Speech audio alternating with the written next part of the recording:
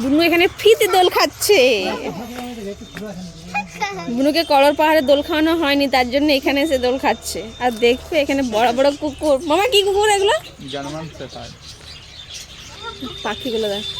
কেন ওদিকে যাওয়া যাবে না কেন?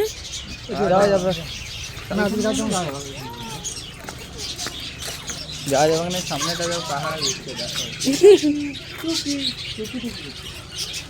আর দেখো, আর ঠান্ডার জন্য এই ত্রিপলটা আড়াল দিয়ে দেওয়া হয়েছে। পাখিগুলো দেখো কি সুন্দর।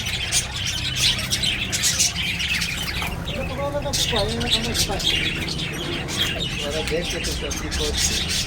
যদি একটু যদি এখানে বেগ মারে তখন আর এখানে